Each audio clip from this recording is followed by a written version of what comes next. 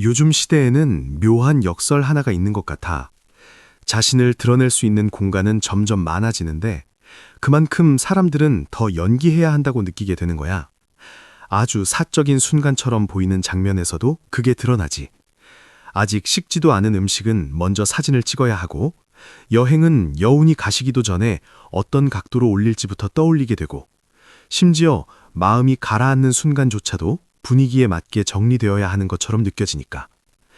그런 세계 속에서 누군가가 소셜미디어에 보이지 않는다는 사실은 이상하게도 호기심이나 의심의 대상이 돼.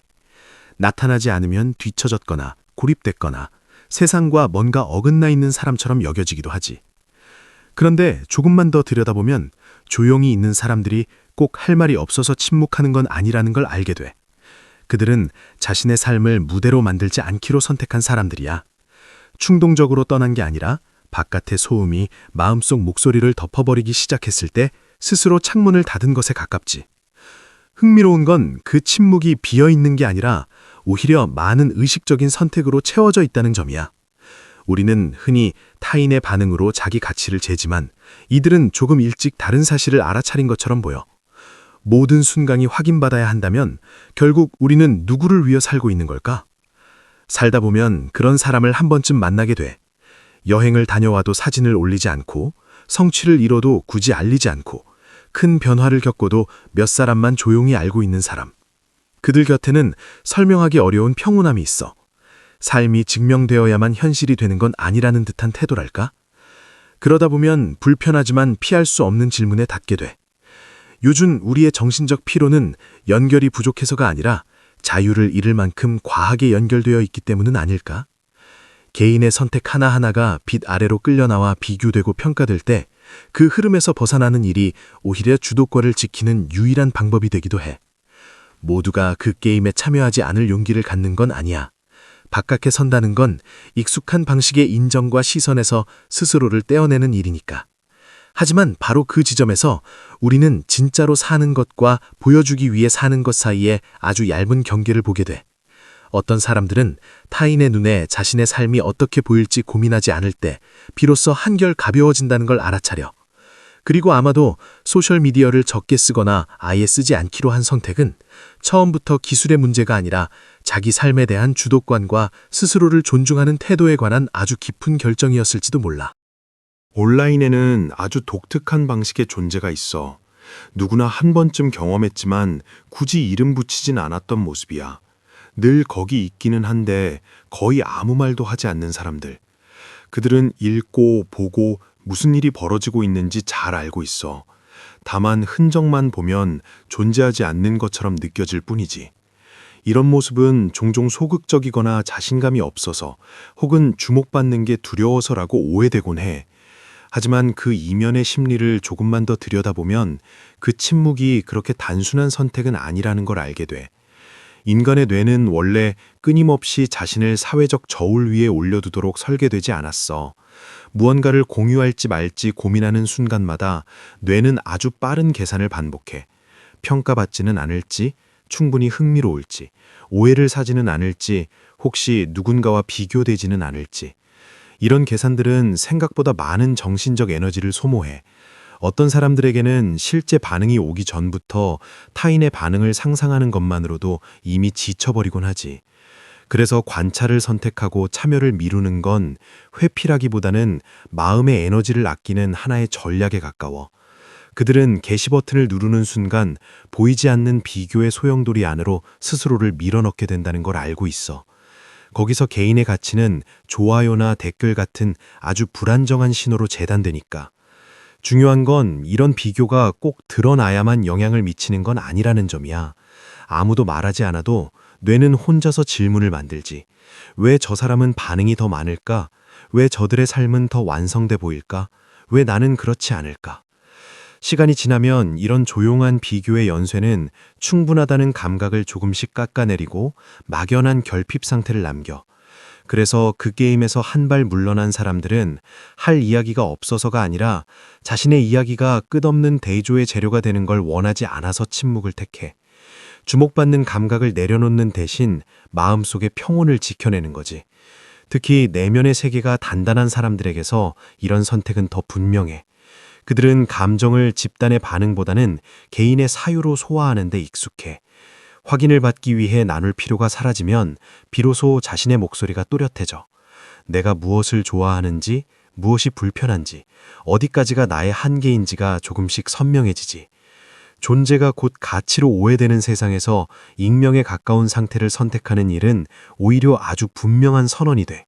아무도 보고 있지 않아도 나는 여기에 있다는 것.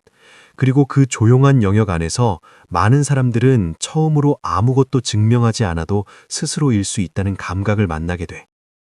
자신의 삶을 더 이상 보이지 않는 군중 앞에 올려두지 않게 되면 관계를 만들어가는 방식에도 조용하지만 깊은 변화가 시작돼. 연결을 넓히는 대신 아래로 천천히 파고드는 쪽을 택하게 되지. 관계의 수는 줄어들지만 그 하나하나는 감정과 이해의 무게가 훨씬 커져 있어. 존재를 유지하기 위해 끊임없이 업데이트할 필요가 없어지면서 알림에 끊기지 않는 대화에 시간을 쓰고 화면보다 시선이 더 중요한 만남을 선택하게 돼. 그 과정에서 전혀 다른 종류의 친밀함이 생겨나. 선택된 조각이 아니라 한 사람 전체가 그대로 마주 보이는 느낌에 가까워. 심리적으로 보면 이는 내가 어떻게 보이고 있는가라는 의식에서 나는 지금 무엇을 느끼고 있는가로 옮겨가는 변화야. 많은 사람 앞에서 이미지를 유지하지 않아도 되니 마음의 긴장이 풀리고 내면의 공간은 조금 더 넓어져. 그 안에서 개인의 가치들은 유행이나 기준에 휘둘리지 않고 비교적 자연스럽게 자리 잡을 수 있어. 이런 사람들은 대개 자신의 경계를 잘 알고 있어. 집단의 합의에 쉽게 끌려가지 않고 강한 의견 하나에 금세 흔들리지도 않지. 흥미로운 건 이런 사적인 선택이 오히려 더 단단한 정체성을 만들어준다는 점이야. 즉각적인 타인의 반응이 아니라 반복되는 경험과 조용한 성찰 위에서 형성된 것이니까. 삶을 정말로 아끼는 몇 사람과만 나누게 되면 말 한마디와 몸짓 하나에도 자연스레 무게가 실려. 연기할 필요가 없으니 듣는 태도는 더 진솔해지고 관객이 없으니 공감은 훨씬 깊어져. 점점 더 시끄러워지고 모든 것이 증폭되는 사회에서 관계를 줄이는 선택은 종종 폐쇄적으로 보이기도 해. 하지만 많은 이들에게 그건 관계가 피상적으로 닳아버리지 않게 지키는 거의 유일한 방법이야. 연결된다는 감각은 나를 아는 사람의 수에서 오는 게 아니라 나를 이해하는 사람의 깊이에서 온다는 걸 그들은 알고 있거든. 그리고 그 이해가 충분히 깊어지면 굳이 자신의 이야기를 세상 모두에게 들려줄 필요를 느끼지 않게 돼. 그 관계들 안에서 있는 그대로의 자신으로 존재할 수 있다는 사실만으로도 드물게 찾아오는 안전함이 이미 충분하니까. 삶을 드러내는데 큰 관심이 없는 사람들을 오래 바라보다 보면 또 하나의 역설이 서서히 보이기 시작해. 겉으로 남는 흔적은 적은데 그들이 겪는 경험은 오히려 더 짙고 밀도 높다는 점이야. 어떤 순간이 기록될 필요가 없을 때 그 시간은 비로소 온전히 사라질 여지를 얻게 돼. 무엇을 찍고 어떻게 올릴지 떠올리지 않아도 되는 대화는 자연스럽게 감정의 깊은 층으로 내려가고 많은 이들에게 알릴 필요 없는 성취는 조용하지만 오래 남는 만족을 남겨.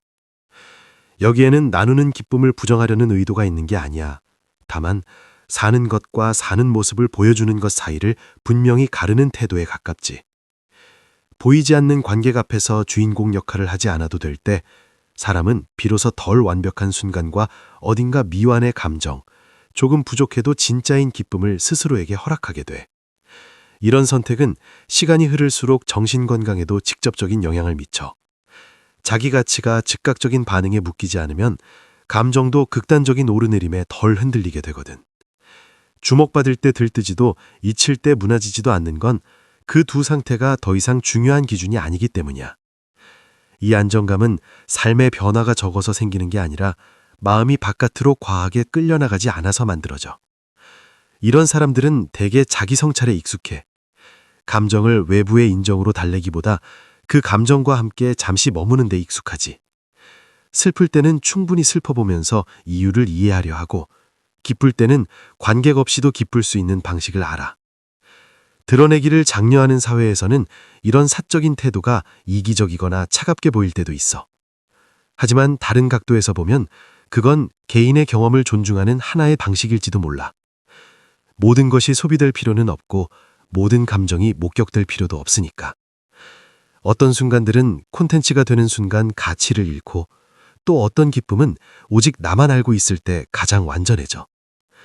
자신의 삶이 증거 없이도 존재하도록 허락할 수 있을 때 사람은 아주 미묘한 자유를 느끼기 시작해. 행복이 타인의 시선 속에서 어떻게 보이는지가 아니라 자기 안에서 어떻게 머무는지에 달려있는 자유 말이야. 마지막으로 이 모든 선택을 하나의 흐름으로 바라보면 그 출발점은 보이는 것이 두려워서가 아니라 스스로 무엇이 있어야 더 건강하게 살아갈 수 있는지를 분명히 아는 데서 비롯됐다는 걸 알게 돼. 유명함이 성공의 기준처럼 여겨지는 세상에서 의도적으로 사적인 영역을 택하는 일은 흐름을 거스르는 선택이고, 그래서 생각보다 큰 자존을 필요로 해. 끊임없는 노출로 자신을 증명하지 않아도 이들은 자신의 삶이 누군가에게 일일이 알려지지 않아도 충분히 가치 있다는 사실을 받아들여. 연결을 부정하지는 않지만 그것이 정체성을 침범하지 않도록 선을 그어두지. 사적인 공간이 지켜질 때 사람은 집단의 시선에 떠밀리지 않고 자랄 여유를 얻게 돼. 실수는 설명하지 않아도 되고 변화는 공지하지 않아도 되며 침묵의 시간에는 변명이 필요 없어진다. 바로 그런 틈 속에서 개인의 정체성은 기대나 알고리즘에 왜곡되지 않은 채 자연스럽게 길러져. 이 선택은 말없이도 강한 메시지를 전해. 나는 소비되지 않아도 인정받을 수 있다는 것. 더 깊은 층위에서는 인간의 가치는 얼마나 드러나 있는지가 아니라 자기 자신에게 얼마나 정직한가에 있다는 선언이기도 해. 흥미로워 보이기 위한 압박에서 벗어날 때 우리는 비로소 더 깊어질 수 있고, 존재를 증명하기 위해 끊임없이 업데이트하지 않아도 될 때 그제야 진짜로 현재에 머무를 시간이 생겨. 아마 앞으로 소음이 더 커질수록 이런 고요는 하나의 사치가 될지도 몰라. 그리고 그 고요를 지켜낼 만큼 용기 있는 사람들은 사회 밖에 있는 게 아니라 사회 안에 머물면서도 자신을 잃지 않는 방법을 이미 찾아낸 사람들이야.